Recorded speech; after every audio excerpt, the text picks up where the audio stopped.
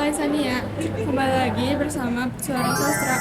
Pada kesempatan kali ini kita kedatangan tamu spesial kita, yaitu Bapak Firdaus. Halo. Kali ini kita bakal membahas tentang literasi berbasis media sosial di kalangan remaja. Langsung aja. Nah kan Pak, buat di kalangan sekarang tuh banyak remaja yang menggunakan media sosial. Pasti setiap eh, remaja itu punya akun media sosial. Terus mereka juga pada literasi di sana. Jadi apa pendapat Bapak tentang literasi berbasis media sosial ini seperti di Instagram, TikTok, Threads gitu? Oke. Dalam pengalaman Bapak juga, Bapak mungkin generasi kelahiran 97 ya, yang alat teknologinya itu berubah, maksudnya bertahap dari yang asalnya ada alat teknologi punya fitur ini, punya fitur itu, sampai akhirnya lengkap adanya artificial intelligence atau AI ya. Nah, yang ingin Bapak kasih jawaban buat pertanyaannya, bagaimana pandangan Bapak tentang literasi dengan berbasis digital ya. Tentu semua berbalik kepada orangnya. Kalau orangnya terbiasa dulunya, katakan membaca kondisi masyarakatnya, membaca buku ketika di kelas yang baik-baik, yang positif, dia biasanya akan menulis, memposting hal-hal yang positif juga, gitu. Apalagi fiturnya semakin banyak, ditambah adanya AI, kita pengen nanya apa, jadi lebih mudah. Apalagi tinggal copy paste, gitu. Itu sih. Jadi kita punya postingan positif karena dari proses panjang belajar yang positif, yaitu dari membaca itu bisa jadi hasil ngobrol, hasil membaca keadaan di lingkungan masyarakat, atau pelajaran yang kita pelajari di sekolah. Untuk tantangan di literasi berbasis media sosial ini itu apa sih Pak? Oke, tantangannya, kayak kalau bicara tantangan mungkin setiap orang akan jawabannya beda-beda ya. Kalau apa yang pernah menjadi tantangan Bapak ketika ngomongin digital, apalagi di zaman sekarang, pertama algoritma. Algoritma itu maksudnya gini, kita buka IG nih ya, Instagram, Twitter, terus apalah, atau kalau dulu mungkin Twitter, kalau sekarang kan X ya. Kita buka tentang bola, contohnya sepak bola, karena suka banget gandrungin bola. Maka tiap hari itu slide per slide, tiap per swipe itu dia akan keluar berita-berita bola tanpa kita pindah, tanpa kita cari. Karena algoritmanya seperti itu. Kita suka apa, maka media akan ngasih apa yang kita mau. Kalau yang perempuan katakan suka masak nih, tata cara menu masakan yang kombinasi antara culture Eropa sama culture Nusantara katakan dalam satu piring, apalah katakan menunya. Nanti suatu saat besoknya atau minggu depannya kita buka, itu pun akan muncul lagi, gitu. Jadi tantangannya itu adalah tentang sejauh mana kita bisa membatasi keinginan tahuan kita.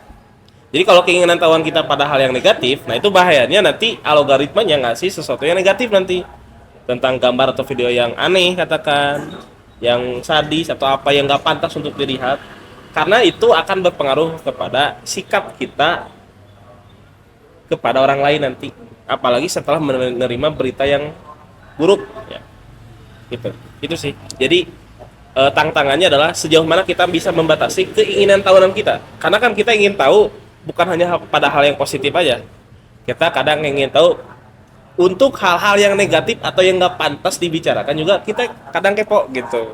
Nah, kalau sudah dalam kondisi seperti itu, mau nggak mau kita harus batasi kekepoan kita untuk mengetahui hal-hal yang sebenarnya nggak pantas untuk diketahui.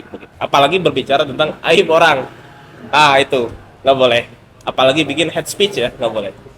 Itu mungkin. Jadi tadi itu kan tantangannya algoritma negatif. Ya. Nah, apa solusinya sih Pak? Kalau bicara solusi, sejauh ini mungkin solusinya ini sebagai tambahan berita untuk kita semua ya. Menteri Informatika di Indonesia sekarang dari tahun ke tahun itu selalu membatasi website-website atau platform-platform yang tidak ada edukasi. Contoh judi ya. Emang ada apa anak-anak yang main judi? Ada. Dari hasil dia main media sosial. Nah, dibatasi sama Menteri Informatika tentang berita-berita yang atau platform-platform yang nggak pantas ada. Sebab itu ada semacam filterisasi. Kalau ditanyakan kita main medsos nih, Anda sudah berumur 18 tahun atau belum? Gitu. Maksudnya apa? Anda sudah pantas atau belum tahu tentang masalah yang kayak gini gitu. Apakah nggak mungkin dong anak usia 5 tahun pas dibuka HP-nya isinya tentang pernikahan semua. Anak 5 tahun lah, anak bocil tahu tentang masalah nikah gitu kan. Nah, itu belum pantas gitu. Termasuk yang usia 19 tahun apakah pantas menerima informasi katakan contohnya tentang apa katakan gitu. Jadi solusinya adalah pemerintah pertama mungkin ya, Bapak ingin sedikit menambahkan, pemerintah sudah membatasi dan membuat upaya dalam mengurangi konten-konten website atau platform yang tidak mengedukasi. Itu jadi keuntungan. Yang kedua, solusinya adalah selain daripada membatasi tadi kalau kata Bapak keinginan tahuan kita. Jadi kan keinginan tahuan kita tuh nggak terbatas. Kita kepo terhadap hal apapun. Gitu. Jadi selain membatasi keinginan tahuan kita, kita juga harus membatasi untuk segala hal tuh butuh terhadap media atau teknologi. Jadi dikit-dikit bangun tidur buka HP, lihat berita, itu pun kurang bagus ya.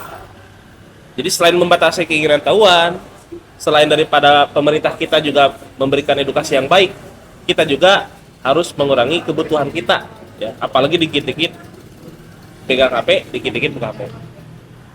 Begitu mungkin solusinya dari Bapak untuk anak muda, karena Bapak juga pernah muda, apalagi Bapak pernah mengalami fase di mana perubahan media itu dari tahun ke tahun bertambah fitur. Kan kalian hidup di zaman fitur sudah lengkap, tapi Bapak pernah mengalami hidup di zaman fitur itu belum lengkap sampai fitur menjadi lengkap gitu. Itu mungkin jawabannya. Nah, teman-teman semua udah tahu kan solusi yang harus dilakuinnya, kayak membatasi keinginan tahuan terhadap media sosial, terus juga tentang mencari edukasi dan konten positif di media sosial, dan juga mengurangi kebutuhan kita terhadap media sosial atau teknologi. Karena itu kita sebagai remaja harus menjaga literasi agar menuju masa depan yang cerah. Sebelum itu sebelum kita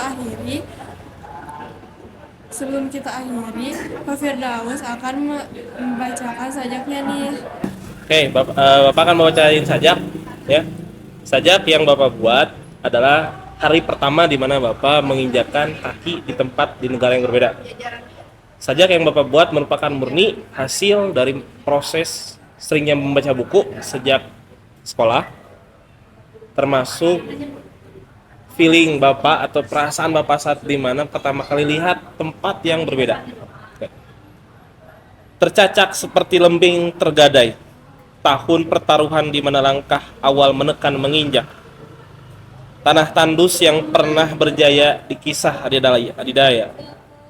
Sambut kami menerpa pipi kering meretak dalam lamunan dan senyuman, yang dulu hanya sebatas suara guru bercerita tentangnya, kini mewujud di depan mata, dipijaknya dunia. Tapi pendatang hanya pendatang, bukan hendak bersarang, bukan angkat senjata lalu berperang. Izinkan kami menyodorkan satu falsafah. Nama bunga adalah kisah awal kami mengukir sejarah. Karena keindahan selalu diikuti bunga, walau jumlahnya tak sama dengan besarnya alam raya.